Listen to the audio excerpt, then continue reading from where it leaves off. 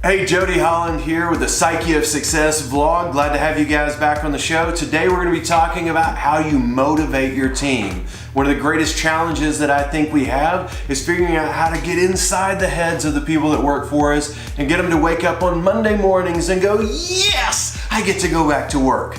So that's what we're going to be talking about today. Make sure you follow me on Twitter. Go follow me at Jody N. Holland. Make sure you look in the description. You can click on subscribe to this YouTube channel. Subscribe, don't just watch. Love to have you as a subscriber. We're trying to grow the base. Make sure you share this with your friends as well. Also look for me on Facebook. Look for Jody Holland Training and Speaking.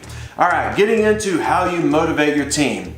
Abraham Maslow, one of my favorite people in the world, said if you deliberately become less than you're capable of being, I warn you, you will be unhappy for the rest of your life. Now, the first time that I heard that, I thought, who would deliberately become less than they're capable of being? I always want to be my very best. And then I thought back. My mom told me I could be president when I was a kid. I could be the mayor. I could be anything I wanted to be. And yet, I didn't do those things. So it makes you wonder, what else was I capable of? Now, I think about the richest place on earth. No, it's not Fort Knox like you're thinking. The richest place on earth is the graveyard. That's where all the unstarted businesses, the unwritten books, the unfulfilled dreams, that's where they all end up. Now, we look at our people and we think, but you have so much potential. The problem is potential means nothing without motivation. If you start thinking about the formula for success, you take job performance, what we're looking for, and you say that is your skills, what you have learned how to do or been trained to do, plus your ability, what you're naturally good at, times your ability, times your motivation. Now, math wasn't my very best subject. However, I always knew that 0 times anything was 0. So you can have all the skills and training in the world, you can have all of the natural ability in the world, if you have no motivation, you got nothing. You see, in today's workforce, the average organization, for every 100 employees you have, you're losing $30,000 a year to false absenteeism. Or as one physician put it, there is too many people that are suffering from anal glaucoma. Like, from what?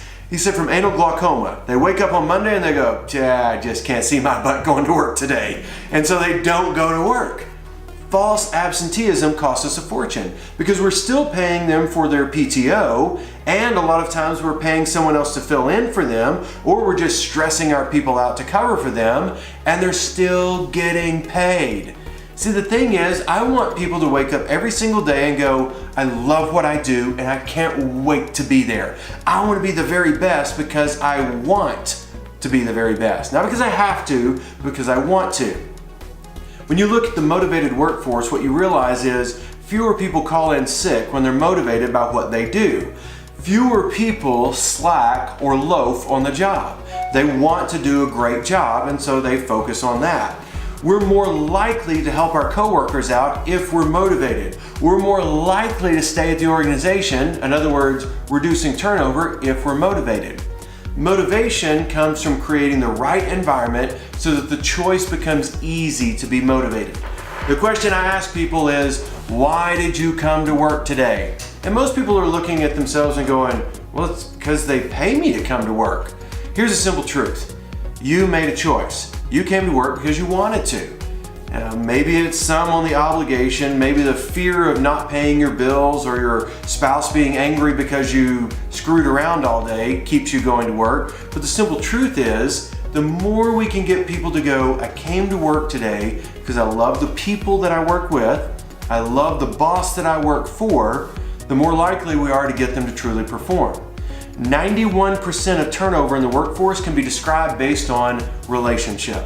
81% based on the relationship with your boss or your boss's boss, 10% based on the relationship with your coworkers. Creating motivation in other people is about making the choice easy for them to be motivated.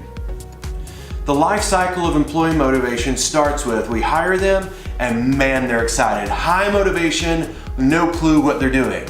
High motivation, low skill. We train them, we invest in them, we onboard them, we make them superstars. Now, they're highly motivated because they've gotten a lot of attention and they've got a lot of skill. That's actually the stage we want to keep them at because that's the peak of the motivational cycle. Unfortunately, most of the time we stop training and investing in our people. If we're not training them, pretty soon they feel like we've not paid attention and now they're not that motivated. Still super skilled, now no longer motivated. If they're not motivated but have all the skill in the world, wait, what was that math formula? Anything times 0 is 0. So they stop doing as good of a job because they're not driven to do as good of a job. If we continue to not invest in them, not appreciate them, not value them, then their motivation continues to go down and all of a sudden they get passed by for skills as well. Now it's low motivation and low skill. Therefore, we got nothing. The worst possible stage is that final stage, which is turnover or even worse, stagnation. These are the people that look at us and go, well, I was here when they were hired and I'll be here when they're gone. I'm not doing anything different because I don't have to. I can't stand it when people are saying that. However, I understand why they do. There's a lot of times when we just feel neglected and not appreciated or valued that we end up just giving up. In order to show appreciation and continue to invest in the emotional energy of that person, you describe things that they did, behaviors, how you feel about them, feelings, and the positive impact that they had on you. Impact. Behavior, feeling, impact. That's how you show appreciation. If you ever stop training and developing and investing in your people in one way or another, what you start seeing is that they move down in that motivation. Intrinsic or internal motivation is what flourishes when we create the right culture. Your job as a manager or leader is to create that culture where people want to be there. Think of them as volunteers, not as employees. Okay, if they are a volunteer, you treat them different than if you think, well, I pay them to be here, that should be motivation enough. I can't tell you the number of times I've heard people say that. Simple truth is, they can leave. The unemployment in this country really isn't that bad, and I live in the state of Texas where it's really, really not bad. It's right at 4%, maybe just a little bit below that now. In other words, anybody that wants a job kind of already has one. Unemployment is so low that opportunities are everywhere for people. And if you're a superstar, you really have opportunities everywhere. Your job is to create that environment where people strive to be superstars. And I know what you're thinking because I've had a number of people say this to me, but Jody, if I invest a lot of training and education in these people, what if they leave? My response is, well, if you don't teach them how to do their job, what if they stay? Now you got people that are no good that are not going anywhere because, well, they're no good, and so they got no other place to go but here. When you invest in them, even if they leave you and go somewhere else, I want you to just frame it that I'm proud of what I've done for them and what I've done through them. I made them a superstar and they will always remember that because they believe in you and they trust in you. You creating the right culture is about creating that wake where people go, I just want to stay around this person. I'm inspired by them. I'm driven by them. Internally, I am now motivated. See, Maslow, my favorite guy, said that we have physiological, that's the base of our motivation, and then safety and security, that's the next level, belonging and love, that's the next level, then esteem, both internal and external, and then the holy grail of motivation is self-actualization. That's when we are doing what we were doing, and we're going to do it whether we get paid or not. When people ask me, well, when do you want to retire? I'm looking at them going, why would I want to retire? I'm already doing what I would want to do in retirement. I write books, I get to teach people really cool stuff, and I go around the country and I speak about the stuff that I've written on. That's what I love to do. I am self-actualized because I'm living into the image that I have of me. We're trying to get our people to that level. What Maslow said though is that you have to start at the base and work your way up. You can't be self-actualized if you haven't taken care of the esteem needs. You can't worry about those if you haven't taken care of belonging and love. You can't take care of those until you've taken care of safety and security, and that doesn't matter until you've taken care of your physiological needs. For example, if I'm starving to death, I really don't care what you think of me. I'm starving to death. So you look at that and you go, Maslow made some sense. However, Clayton Aldorfer came along and said, yeah, I get that, but how do you describe the starving artist? They got no money, they don't live in a safe part of town, and they love what they do and can't imagine doing anything else. What he did is he came up with his ERG theory: existence, relatedness, and growth.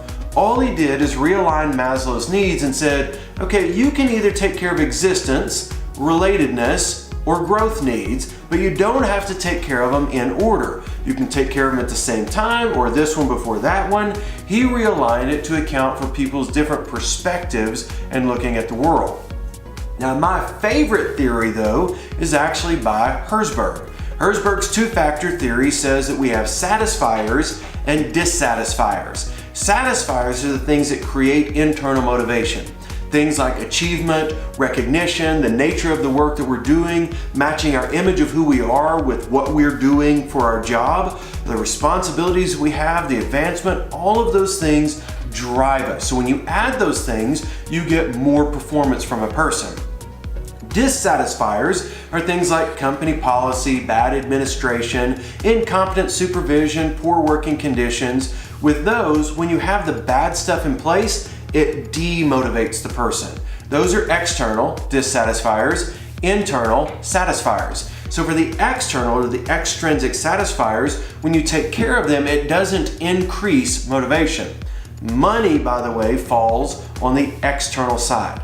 So adding more money, for example, doing an across-the-board raise for your whole organization will not get you across-the-board increases in performance. Hence, when someone makes $100,000 a year and works fewer hours than someone that makes $50,000 a year. When you look at those differences, the increase in money doesn't get you better performance. However, if you take away some of that money, take that person that's making $100,000 a year and say, we're gonna reduce your pay to $80,000, you will get a double multiplier. So if you reduce it by 20%, you're probably getting 40% less work from them from that point forward. So external ones take away performance, internal ones increase performance. Take care of the external so you take them off the table. As an example, the last person that I hired, when I was recruiting her a few years ago, I went to her and I said, what do you need to make in order to make as much as you feel like you should? And she goes, well, I don't know, what does the job pay? I said, no. My question is, how much do you need to make? What I was looking for is, what do you believe that you're worth in doing this job? She came back to me, and little did she know, no matter what number she said, I was gonna say I wanted to pay a little bit more than that. So she came back with the number. I said, oh, I'm sorry. She goes, oh, I could take less. And I went, no, I was thinking 2,000 more. She goes, oh. I said, do you need to go home and talk to your husband about that before you make a decision? She said, no, I'm good. I think I'm good with the increased money over and above what we decided I was okay with. I paid her more because I was positioning in her mind, hey, look, I already see more value in you than whatever you saw. No matter what she said, I was gonna pay more. Luckily, she didn't know that until now if she's watching this video blog.